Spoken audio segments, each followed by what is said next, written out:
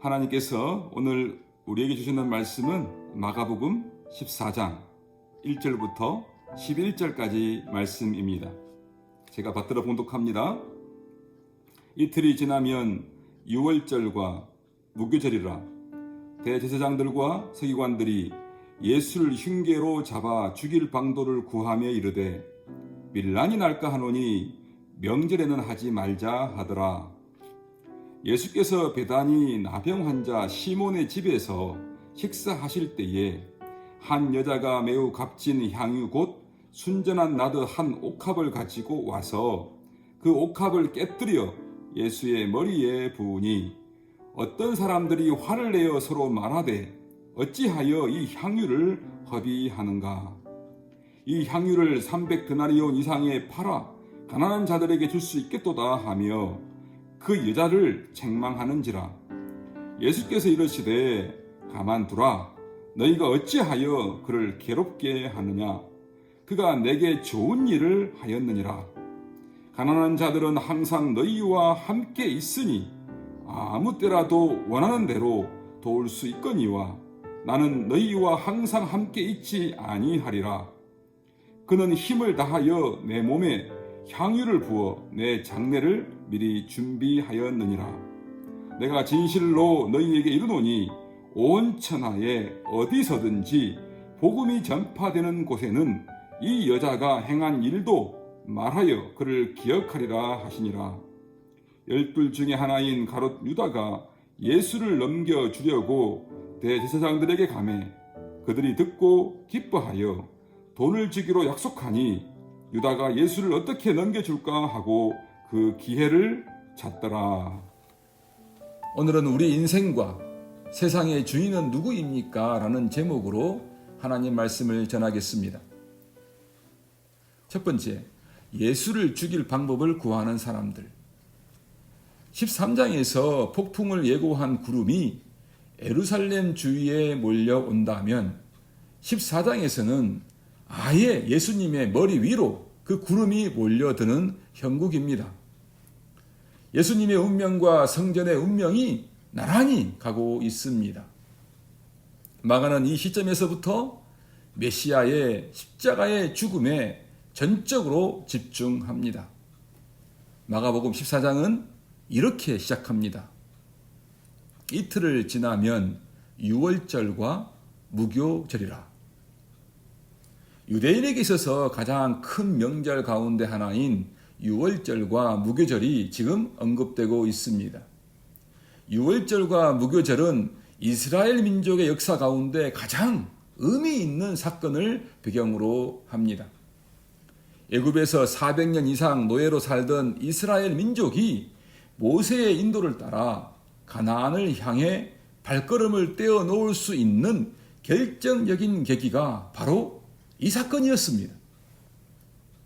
모세가 하나님의 명령을 따라 이 백성을 풀어주라고 전했을 때 이 말을 들은 애굽 왕 바로는 즉각적으로 거절했습니다.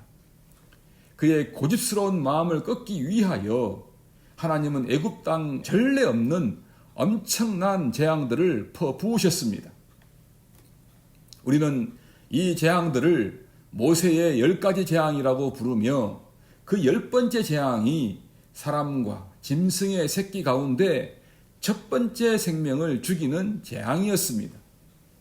이 재앙은 애굽 전역에 걸쳐 일어난 일이므로 히브리 사람들에게도 적용되어야 합니다.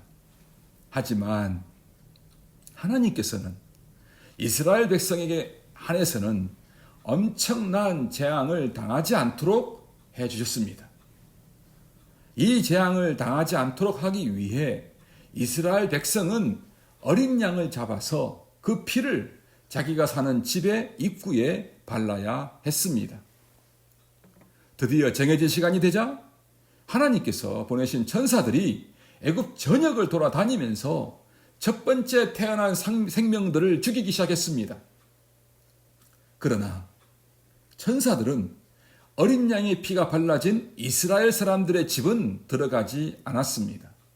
이것이 우리가 아는 유월절의 이야기인 것입니다.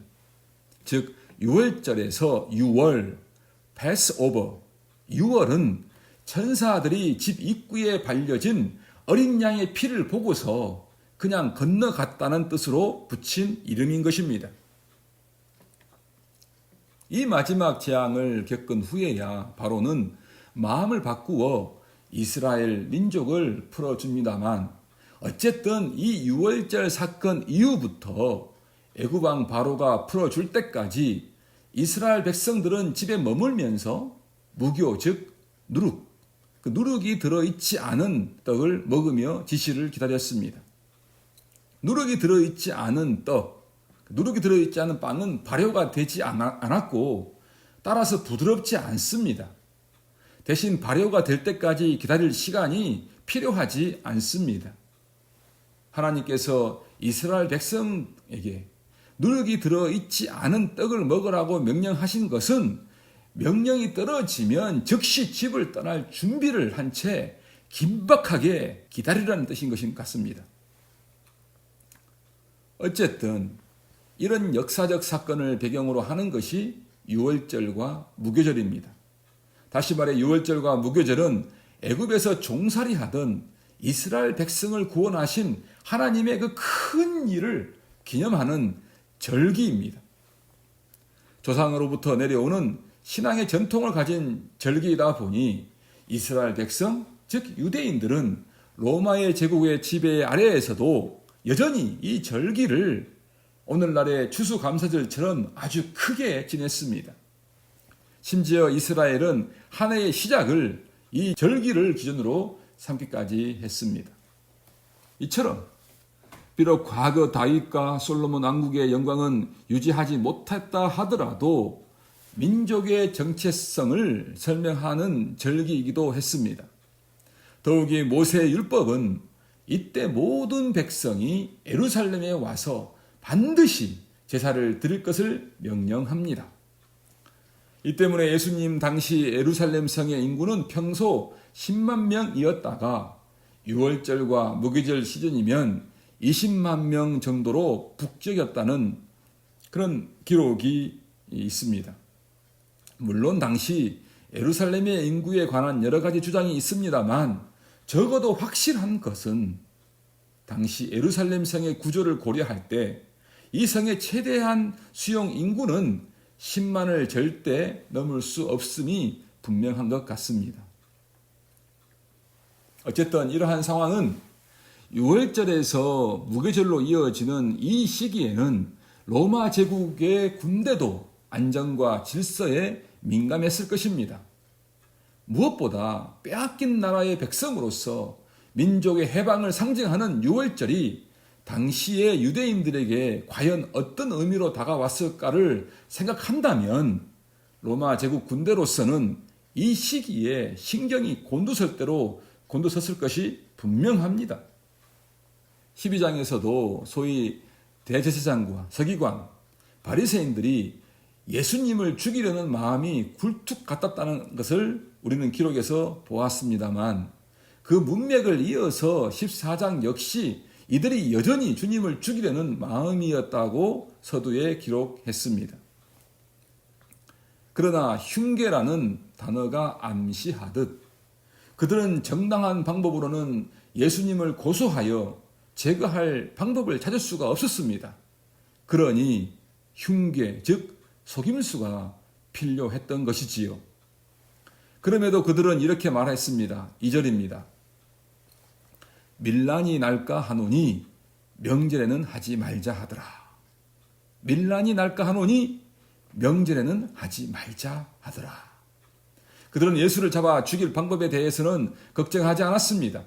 시기가 문제일 뿐이라고 생각했습니다. 지금은 시기가 좋지 않아. 사람이 워낙 많은데 이때 그를 죽이면 그를 좋아하던 이들이 시끄럽게 할 것이다. 이것이 그들의 판단이었던 것입니다. 정말 그런가요? 이 질문은 말씀이 끝난 후 여러분이 판단하시기 바랍니다. 두 번째, 값비싼 향유가 예수님의 머리에 부어졌습니다. 그런데 그 다음 이야기는 갑작스러운 사건으로 이어집니다. 3절입니다. 예수께서 베다니 나병 환자 시몬의 집에서 식사하실 때에 한 여자가 매우 값진 향유 곧 순전한 나드 한 옥합을 가지고 와서 그 옥합을 깨뜨려 예수의 머리에 부으니, 우리가 아는 대로 지금 예수님과 그 일행은 마지막으로 예루살렘을 방문하는 중입니다. 군중들은 환호하였고 그 환호 가운데 예루살렘에 입성하신 주님께서는 예루살렘에서 동쪽으로 약 2마일 떨어진 베다니에 숙소를 정하셨던 것 같고, 일이 있을 때마다 예루살렘으로 가셨던 것 같습니다. 어쨌든 예수님의 일행이 베다니 시몬의 집에서 식사를 하실 때에 한 여자가 등장합니다. 그녀는 식사 중인 예수님에게 다가와 그의 머리에 향유를 뿌렸습니다. 같은 사건을 기록한 마태복음의 마태에 따르면 이 여자는 나사로의 여동생이자 마르다의 자매인 마리아였던 것 같습니다. 마리아는 식사 중인 예수님께 다가와 당시로서는 상상하기 어려운 값비싼 향유를 그에게 부은 것입니다. 나드는 식물의 뿌리에서 추출한 기름으로 비싼 향유로 팔렸습니다. 마태에 따르면 이 향유는 당시 노동자의 1년치 품삯과 맞먹는 값비싼 가격이었습니다. 마가는 4절에서 어떤 사람들이 이 광경을 보고 화를 냈다고 기록했습니다. 마태에 따르면 이들은 예수님의 제자들이었습니다. 그리고 이 분위기를 주도한 사람은 가룟 유다였다고 요한이 알려줍니다. 가룟 유다는 마리아의 행동에 대해 아주 크게 화를 냈던 것 같습니다. 그리고 그가 마리아를 비난하는 근거는 다음과 같습니다. 5절 말씀입니다. 이 향유를 300데나리온 이상에 팔아 가난한 자들에게 줄 수 있었겠도다. 이렇게 유다가 큰 소리로 떠들자 사람들은 정신이 번쩍 들었습니다. 그렇지요? 향유를 팔아서 그 돈으로 가난한 사람들에게 나눠준다면 대체 몇 명이나 도움을 얻을 수 있겠습니까? 이들의 공감대가 전혀 근거 없는 것이 아니었습니다. 평소 예수님의 말씀과 행함을 볼 때 예수님은 언제나 가난한 사람들에게 초점이 맞춰진 것 같이 보였습니다. 그렇지 않습니까? 그런데 놀랍게도 예수님께서 이때는 우리나 제자들의 기대와는 전혀 다른 말씀을 하십니다. 6절과 7절입니다. 예수께서 이르시되 가만히 두라. 너희가 어찌하여 그를 괴롭게 하느냐? 그가 내게 좋은 일을 하였느니라. 가난한 자들은 항상 너희와 함께 있으니 아무 때라도 원하는 대로 도울 수 있거니와 나는 너희와 항상 함께 있지 아니하리라. 예수님이 지금 우선순위를 말씀하시는 걸까요? 가난한 사람은 항상 있다. 나는 그렇지 않다. 그러니 마리아가 나를 장사할 준비를 하도록 내버려 두어라. 우리가 주님의 말씀을 이렇게 이해할 수 있겠습니까? 그럴 수도 있겠으나 문제는 여전히 남습니다. 무엇보다도 마리아가 정말로 임박한 우리 주님의 죽음을 미리 내다보고 그 장사하는 의식으로서 그런 행동을 했는지 분명하지 않기 때문입니다. 그저 자기 마음에서 우러나오는 그런 대로 자연스럽게 행동했을 뿐입니다. 그럼에도 불구하고 우리 주님의 말씀은 마리아의 행위가 칭찬받을 만한 귀한 행위였음을 지적하시는 것이 분명합니다. 마지막 세 번째, 누가 세상을 다스리는가? 이제 우리는 본문의 가르침을 좀 더 분명히 하기 위하여 이렇게 질문해야 합니다. 오늘의 본문이 이야기하려는 주제가 무엇인가? 이 질문의 해답을 찾기 위해서 우리는 본문의 구조에 주목하여야 합니다. 여러분, 본문 1절부터 11절까지 읽으시면서 그 흐름을 이해하십니까? 1절로 11절까지의 마가 이야기는 크게 보아 세 개의 흐름으로 연결되어 있습니다. 첫째 이야기는 1절로 3절까지인데 그 내용은 우리가 이미 살펴보았고요. 4절로 9절까지의 이야기 역시 우리가 살펴보았습니다. 나머지 10절과 11절은 마리아가 예수님께 향유를 부은 사건 이후에 가룟 유다가 예수님을 대제사장들에게 파는 장면이 나옵니다. 1절로 11절의 이야기를 독립시켜 생각할 때 마리아가 예수님께 향유를 부은 사건은 다소 어울리지 않아서 빼도 괜찮을 만한 독립된 이야기처럼 보인다는 것입니다. 마리아의 향유 사건이 중요하지 않다는 뜻은 아닙니다. 꼭 있어야 할 이야기일 수도 있다는 것입니다. 그럼 마가는 무슨 이유로 이 이야기를 굳이 이 대목에 삽입했을까요? 그 이유를 추론하기 위해 우리는 이 이야기 이후 가룟 유다가 대제사장들을 찾아가 예수님을 파는 대목이 이어진 것을 봐야 합니다. 마가의 이야기에서는 보이지 않습니다만 요한의 도움을 받으면 알 수 있는 사실이 있습니다. 마리아가 예수님께 그 귀한 향유를 붓는 광경을 보고 가룟 유다가 앞장서서 그 행위를 비난합니다. 그 돈으로 차라리 가난한 사람들을 도왔어야 했다고 말입니다. 그러나 요한은 이 대목에서 그의 본심을 이렇게 밝힙니다. 요한복음 12장 6절의 말씀입니다. 이렇게 말함은 가난한 자들을 생각함이 아니요 그는 도둑이라 동계를 막고 거기 넣는 것을 훔쳐 가밀어라. 유다, 그는 돈을 매우 사랑하는 사람이었습니다. 그는 예수님과 제자들의 신임을 받아 돈을 관리했습니다. 요한은 가룟 유다가 그 돈을 훔쳤다고 폭로합니다. 이를 볼 때 마리아를 비난한 그의 본심은 가난한 사람들을 위한 것이 아닙니다. 예수님께서 마리아에게 향유를 받아서 파시고 그 돈을 유다에게 맡겼더라면 자신도 그 중에서 일부를 다른 사람들이 모르게 챙겼을 것입니다. 그런데 그걸 못하니 화가 나서 한 말이었습니다. 따라서 우리는 마리아의 향유 이야기는 적어도 가룟 유다 개인에게 있어서 또 다른 중요한 사건일 수밖에 없습니다. 다시 말해 마리아의 향유 이야기는 여태까지 숨겨져 있던 가룟 유다의 본심이 여지없이 분명하게 폭발하도록 자극하는 그 에피소드였다는 것입니다. 마리아의 향유를 놓고 예수님은 가룟 유다와 전혀 다른 관점과 가치관을 보여주셨습니다. 이 일로 통해서 가룟 유다는 도저히 예수님과 같은 길을 걸을 수 없다고 결정했던 것 같습니다.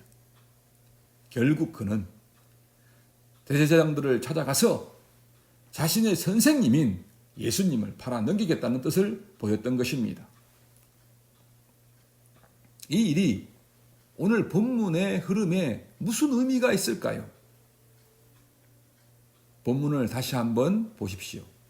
본문 처음에서 대제사장들과 서기관들은 마음으로는 예수님을 죽이고 싶은 마음이 간절했습니다. 그런데 예수님의 그 대중적인 인기가 워낙 높았고 사람들의 눈을 피해 예수님을 죽일 방법을 도저히 찾을 수가 없었습니다. 그러다 보니 유월절과 무교절에 열기가 좀 가라앉은 다음에 결행하자. 즉 예수님을 죽이고자 결정한 것입니다. 그런데 생각지도 않게 예수님의 제자인 가룟 유다가 제발로 찾아와서 예수를 팔겠다고 하는 겁니다. 이렇게 되면 문제가 달라집니다. 왜요? 대제사장과 서기관, 바리새인들이 스스로 예수를 죽이려 하면 문제겠지만 예수님의 제자가 배신을 하면 말이 달라집니다. 예수님을 죽이는 책임이 가룟 유다, 즉 예수님을 판 그의 제자 책임이 되니까요. 어쨌든 결과적으로 대제사장들이 본문 처음에서 예수님을 죽이려 했던 계획은 이로써 급하게 변경됩니다. 이렇게 볼 때 마리아의 향유 이야기는 대제사장의 그 결정을 변경하는 아주 결정적인 역할을 했다고 해석해야 할 것입니다. 그런데 더 중요한 질문이 있습니다. 이런 이야기의 흐름에서 마가가 적어도 오늘의 본문에서 말하려는 것이 무엇일까요? 이렇게 다시 물을 때 우리는 마가가 본문 첫 머리에서 언급한 대제사장들의 결정이 일종의 키워드가 될 것이라고 생각합니다. 대제사장들은 예수의 죽음에 대해 지금은 시기가 좋지 않으니 다음으로 미루자, 그렇게 결정합니다. 그들은 하나님의 아들을 죽이는 일에 대해 마치 자신들이 그럴 고난을 가진 듯이 말했습니다. 그러나 하나님의 계획은 그들과 달랐습니다. 하나님께서는 예수의 죽음을 예정하셨을 뿐만 아니라 그 시기도 분명히 계획하신 바 있었습니다. 하나님께서는 예수의 죽음을 유월절과 연결시키기를 바라셨습니다. 예수의 죽음의 의미를 유월절에 희생된 어린 양의 이미지를 통해서 당신의 자녀들에게 설명하기를 바라셨다는 뜻입니다.